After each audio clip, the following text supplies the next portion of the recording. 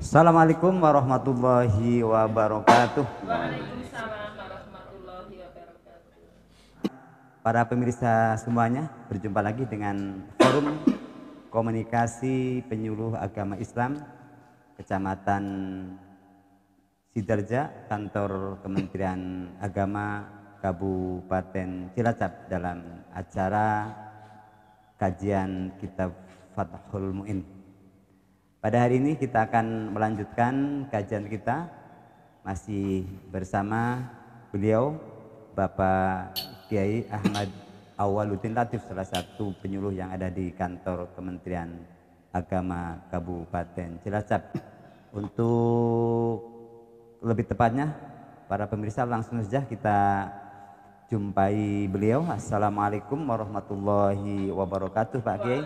Waalaikumsalam warahmatullahi wabarakatuh. Apa kabar Pak Kiai? Alhamdulillah sehat walafiat, bisa bertemu kembali dalam kajian rutin kita, kajian kitab Fathul Mu'in. Pada hari ini kita akan membahas apa Pak Kiai? Pada kesempatan kita kali ini kita akan bahas tentang hal-hal yang mewajibkan mandi. Untuk lebih jelasnya mari kita simak kajian pada hari ini dan kita simak sampai akhir supaya kita tidak salah paham. Silahkan Pak Kiai. Para pemirsa yang kami muliakan, kajian kita kali ini membahas tentang masalah toharoh. Toharoh yang pertama adalah tentang wudhu, toharoh yang kedua adalah tentang mandi. Begitu pentingnya masalah toharoh, termasuk hal yang sangat vital dalam masalah agama, harus kita perhatikan dengan benar. Kalau sampai salah, maka ibadah yang selanjutnya maka tidak menjadi sah. Pada kali ini kita bahas tentang masalah mandi. Pengertiannya, mandi dalam bahasa Arab lazim dengan lafal ghuslun atau ghuslun. Adalah secara syarak pengertiannya sayalanuhu ala jami'il badan bin niyat, mengalirkan air ke seluruh tubuh dengan niat. Semua anggota tubuh dari ujung kaki sampai ujung rambut, dalam semua bagian-bagian tubuh yang zahir, itu semuanya wajib untuk dialiri oleh air. Tidak hanya cukup dengan diusap, tapi harus dialiri oleh air dan harus dengan niat. Kalau tidak niat maka tidak sah mandinya. Kalau niat mandi janabah, ya kita niat, saya niat nawaitu raf'al jinabah atau janabah, menghilangkan niat untuk menghilangkan hukum janabah atau yang semisalnya. Nanti kita bahas masalah ini dalam pertemuan selanjutnya. Begitu juga misalkan dalam kita mandi sunat, akan berangkat Jumatan, kita mandi, tapi kalau tidak diniati mandi Jumat juga tidak mendapatkan pahala sunatnya mandi Jumat.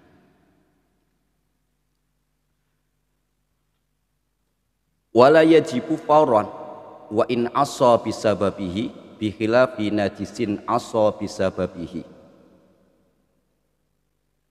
Mandi wajib itu tidak wajib untuk dilakukan dengan segera. Jadi misalkan kalau gituan itu jam 10 malam baru selesai, ya biasanya Pak Rojikun itu jam berapa itu selesainya? Oh jam 9 ya, gasik ya. Gasik ya. Setelah jam 9 sudah selesai gituan, apakah langsung wajib mandi jinabah atau di akhir nanti akan sholat subuh? Di sini tidak wajib untuk mandi dengan segera, ya boleh saja, tidak haram langsung tidur sampai nanti akan subuh. Wa in aso bisababihi, walaupun melakukan hubungan itu dengan maksiat, seperti naudzubillah melakukan zina, juga tidak wajib untuk mandi dengan segera. Bihilafi najisin aso bisababihi, akan berbeda dengan semisal orang itu sengaja mengotori tubuhnya dengan najis, maka wajib segera untuk mandi untuk menghilangkan najis. Kemudian wal asyhar fi kalamil fuqaha dhammu ainihi lakinil fathu afsahu. Kata ghuslun itu ada perbedaan pendapat dari kalangan ulama ahli fikih dan kalangan ulama ahli nahwu. Kalau kalangan ulama ahli fikih itu membedakan, kalau di fathah ghuslun maknanya membasuh, kalau di dhamma ghuslun artinya mandi. Akan tetapi menurut para ulama nahwu itu baik mandi maupun membasuh tetap bi fathil ghin, ghuslun. Karena ghuslun adalah termasuk kategori fi'il sulasi mujarrad yang muta'addi, kiasnya mengikuti wazan fa'lun, seperti dalam alfiyah fa'lun kiasu masdaril mu'adda min di salasatin karodda. Hal-hal yang mewajibkan mandi kita rangkum ada 6. Yang pertama adalah khuruju mani, keluarnya mani, keluarnya sperma, baik dengan melakukan hubungan seksual ataupun hanya sebatas mengeluarkan mani. Ya semisal karena galak banget nggih, memandang orang cantik saja sudah keluar mani, atau hanya bersentuhan itu keluar mani, itu juga menyebabkan wajibnya mandi. Dan perlu diketahui mani atau sperma itu mempunyai 3 ciri khusus. Yang pertama adalah taladzuzin bi khurujihi, keluarnya itu terasa enak. Yang kedua tadaffuk, napa nggih, pangkat-pangkat muncrat, ya paham lah ya, muncrat. Yang ketiga adalah ketika basah baunya seperti adonan roti, ketika kering baunya seperti putihnya telur. Itu ciri-ciri khusus daripada sperma atau mati. Kalau tidak ditemukan 3 ciri-ciri tersebut, itu bukan air mani atau bukan sperma, bisa madhi, bisa mati. Kemudian ada permasalahan, walau ro'a maniyan mujaffafan fi nahwi thawbihi lazimahul ghuslu atau lazimahul ghuslu wa i'adatu kulli sholatin tayaqonaha ba'dahu malam yahtamil adatan kaunuhu min ghairihi. jikalau melihat ada bekas sperma di kain, ya di sarung atau di baju atau di celana yang sudah kering, maka wajib untuk mandi dan wajib mengulang sholatnya yang diyakininya selagi tidak ada kemungkinan air sperma itu keluar dari orang lain. Contoh, misalkan kita akan melakukan sholat asar, ternyata di sarung kita, di celana kita ada mani yang kering. Itu kalau kita yakin bahwa itu adalah dari hasil merupakan mani diri sendiri, ya semisal tadi malam tidurnya itu hanya sendirian, ya, dan sarungnya itu memang milik sendiri, bukan milik orang lain, maka wajib untuk langsung mandi dan mengulangi sholat yang sebelumnya.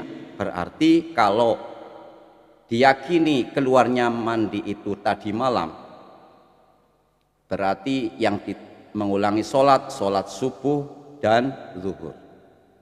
Akan tetapi kalau ada kemungkinan keluarnya mani itu adalah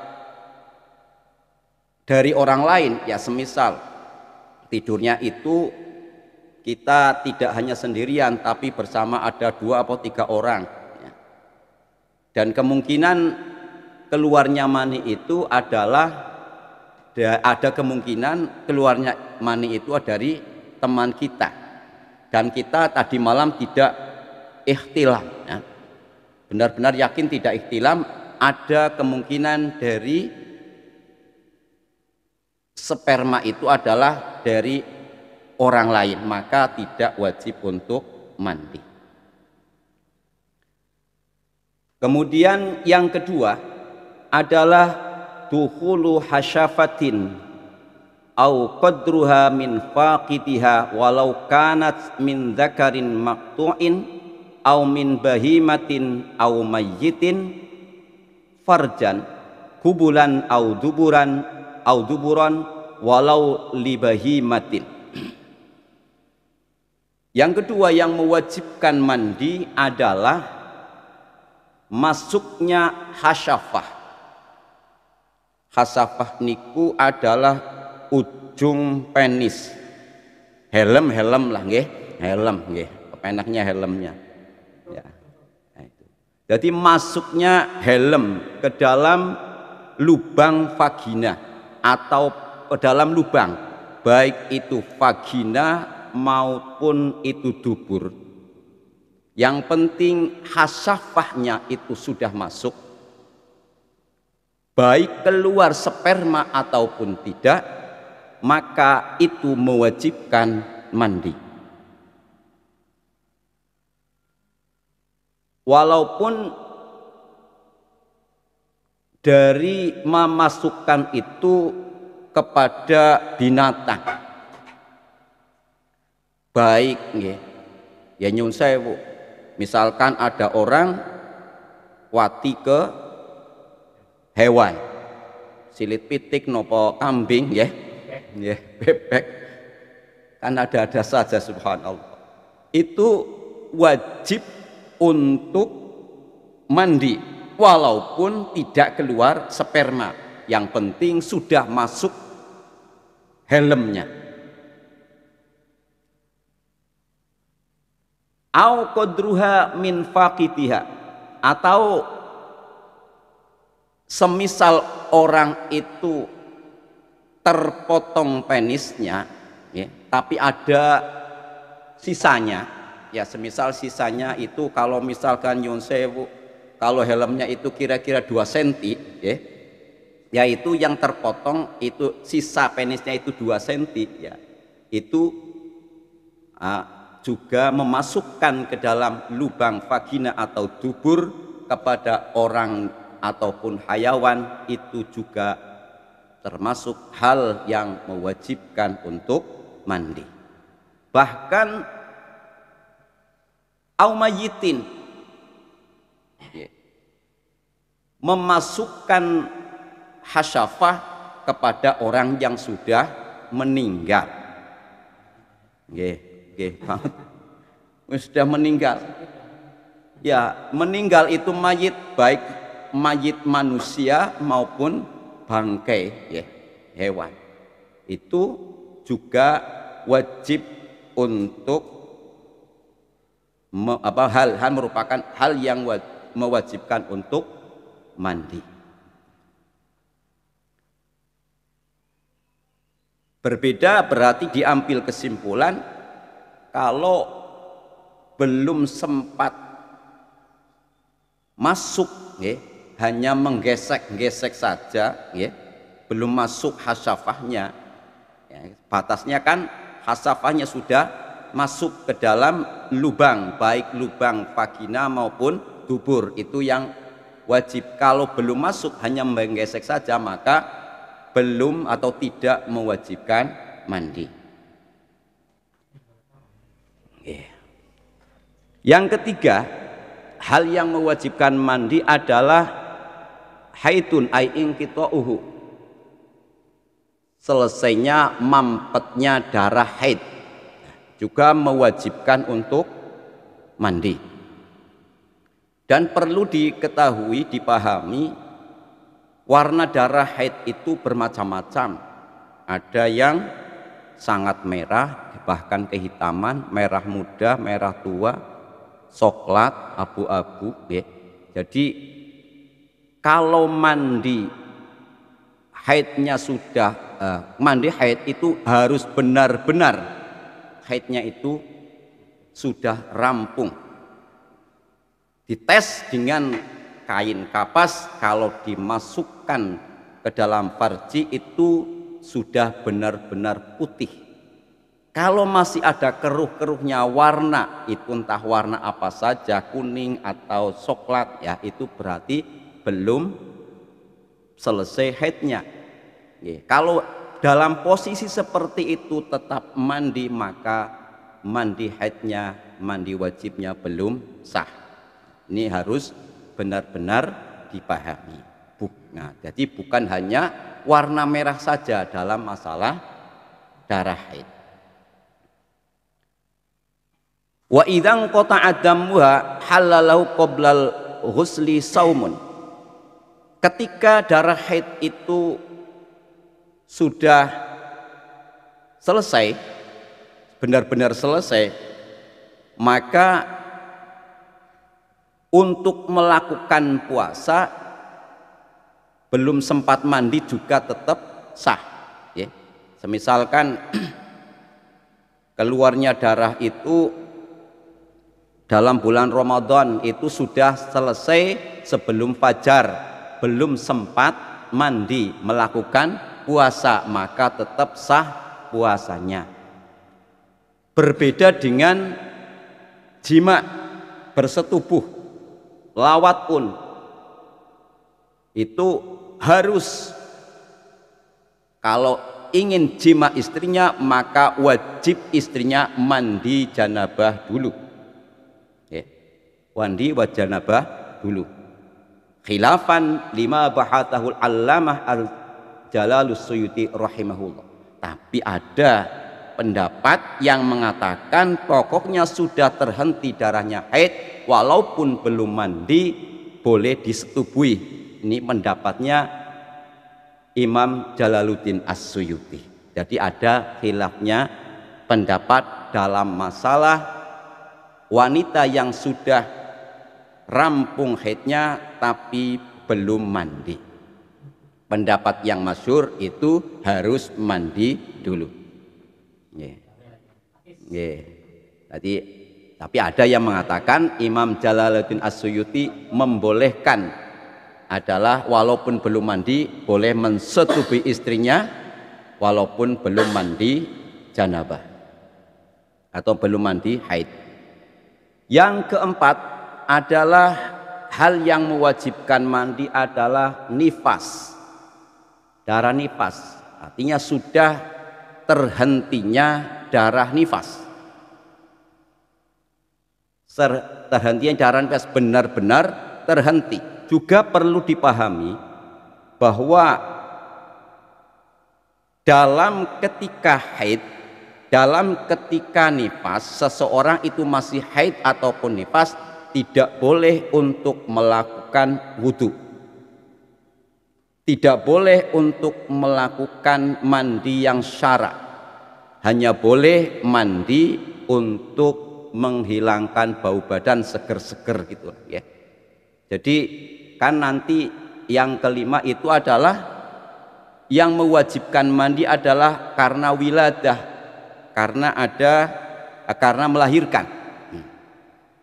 Di satu sisi melahirkan adalah mewajibkan mandi, di satu sisi pada dalam keadaan nifas tidak boleh untuk melaksanakan mandi wajib. Berarti mandi wiladah itu harus setelah mandi nifas, karena di dalam mandi nifas tidak boleh untuk melaksanakan mandi wajib karena itu adalah ibadah, karena ada manek, yaitu adalah masih mengeluarkan darah nifas. Jadi mandi, kalau ya di desa kan kadang-kadang suruh mandi wiladah ya, semuanya perintah. Jadi kalau mandi jangan diniati ya, jangan diniati, mandi biasa saja boleh, nggak apa-apa ya, karena untuk membersihkan badan saja. Tapi kalau niat mandi yang wajib itu harus setelah rampungnya darah nifas. Lah, yang kelima tadi adalah yang mewajibkan mandi adalah wiladah, melahirkan, walau bila balalin, walaupun tidak teles-teles, artinya ya jarang sekali sih melahirkan langsung kering ya. Tapi ya jarang sekali, hampir tidak ada, tapi ada. Wa ilqa'u alaqatin wa mudghatin, dan juga walaupun hanya melahirkan itu keguguran, baik dalam bentuk alaqah getih kempel ataupun daging umur 1, 2, 3 bulan ya, itu keguguran, itu juga wajib untuk mandi. Kalau babaran melahirkan itu dengan sesar itu gimana ya? Dengan sesar itu para ulama khilaf, ada yang mewajibkan mandi, ada yang tidak ya. Al khilaful ulama rahmatun ya, terserah panjenengan mau mandi ya ada kaulnya, mau tidak mandi ada kaulnya. Yang terakhir adalah bimauti muslimin ghairi syahid. Yang keenam adalah sebab orang itu meninggal yang bukan mati syahid. Orang mati wajib mandi, karena tidak bisa mandi sendiri maka dimandikan. Dimandikan. Nah, walaupun lisiktin ya, bayi keluron. Imam Qurtubi mengatakan kalau bayi yang keguguran tapi sudah mencapai walau lisiktin balahu arba asyhurin wa illam tad'ar fi amaratul hayat, bayi yang sudah mencapai 4 bulan walaupun di situ tidak ada tanda-tanda kehidupan langsung mati, maka wajib untuk dimandikan. Berarti 4 bulan ke atas itu walaupun tidak ada tanda-tanda kehidupan, niki adalah wajib untuk dimandikan. Berbeda apabila bentuknya belum sempurna ya, seperti masih dalam gumpalan-gumpalan darah, gumpalan-gumpalan daging ya, itu belum membentuk fisik jasad bayi, itu tidak wajib dimandikan. Yang dimandikan ibunya ya, yang wajibkan yang melahirkan. Kiranya kajian kita kali ini cukup sekian, semoga bermanfaat. Assalamualaikum warahmatullahi wabarakatuh. Waalaikumsalam warahmatullahi wabarakatuh.